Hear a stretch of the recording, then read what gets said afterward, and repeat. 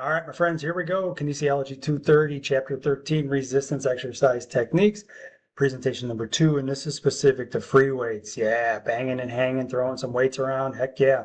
So, free weight equipment, the book notes that it allows unrestricted movement in all planes of motion. And, free weights are pretty darn primal when it comes down to it, right? You just go and pick something up and you throw it around.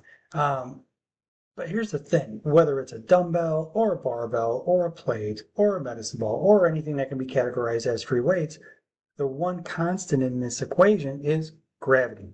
Whether you call it 9.8 meters per second squared or 32 feet per second squared, it doesn't matter. What you're really working with is acceleration, how that bar wants to be accelerated down towards the floor. The dumbbells want to be accelerated, the medicine ball, whatever it is, the kettlebell wants to be accelerated to the floor.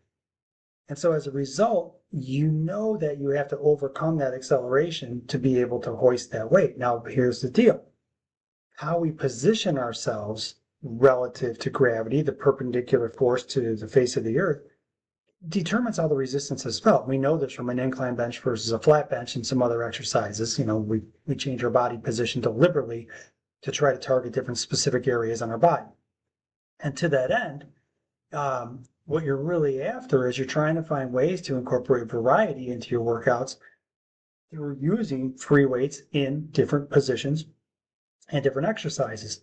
In general, a person will use a barbell for both single joint and multi-joint exercises, and the book is very specific about this, so I'm going to go ahead and go over it.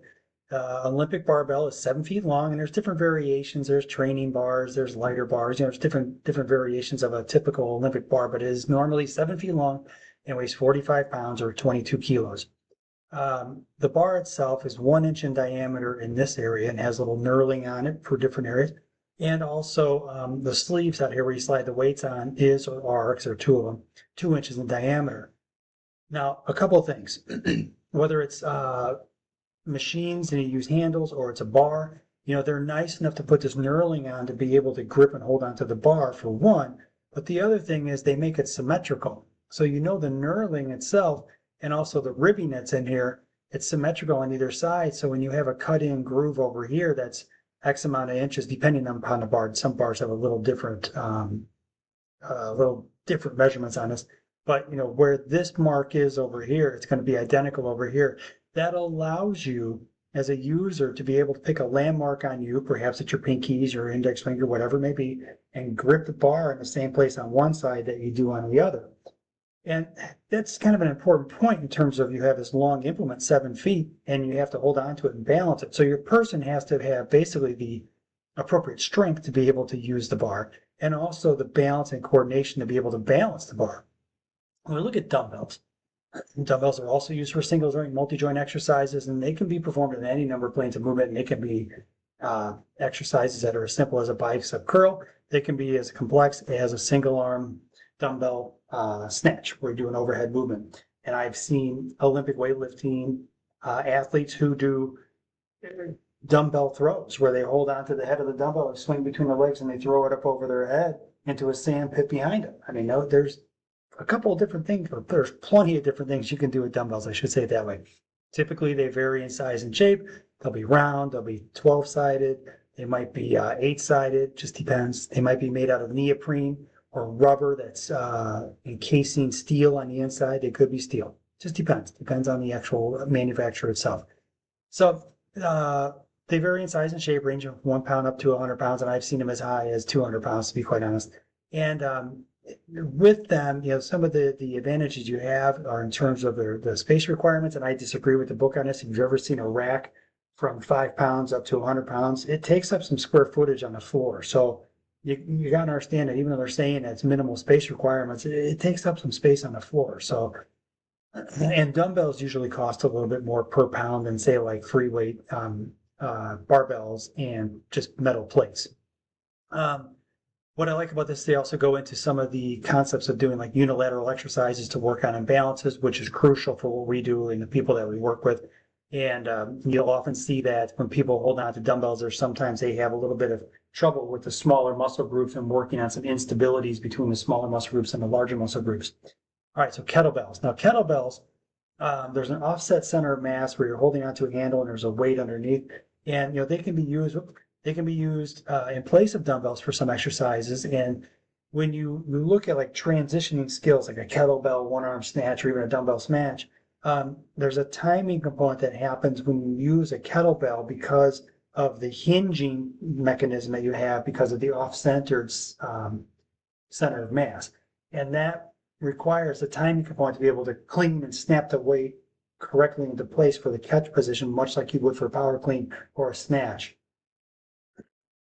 Okay, so like for instance, I just went out to Kettlebell Kings, and you can look them up. They got a bunch of good content. But if you look at this, you can see you have the kettlebell itself, the handle's on top, that gives you that asymmetrical center of mass.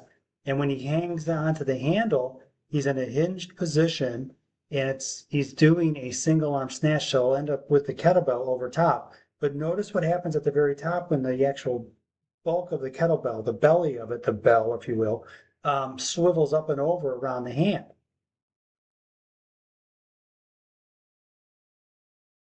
Up, snap it up, pop. And so when you get to this upper position, there's a timing component, much like you have in a snatch. Now, it's not going to be an exact translation, but that is part of the process of eating kettlebells. Also, because of that, the shape of the kettlebell with the handle and the center of mass, you can do a number of things like single arm holds, etc. And believe me when I tell you there's a whole host of things you can do. It's just this is not a class that's dedicated to doing all kettlebell stuff as much as I like doing kettlebell and as cool as it is. It's just, there's so much content that you can go over. But the other part of it is you have a number of different specialty certifications that are out there for kettlebells. And I would urge you to go ahead and take a look, because oftentimes you'll have kettlebells that are sitting in a gym environment, and between them and dumbbells, the dumbbells get used all the dang time, but the kettlebells to a lesser degree. So if you start to educate yourself regarding kettlebells, it provides you an alternative if like the dumbbell rack is just packed with people who are just hogging all the dumbbells. And the kettlebells also give you a different or a variation to maybe some traditional exercises that you wouldn't have if you just do all dumbbell, dumbbell, dumbbell. So with that, I'm going to urge you guys to go into the book and just kind of read through some of this stuff.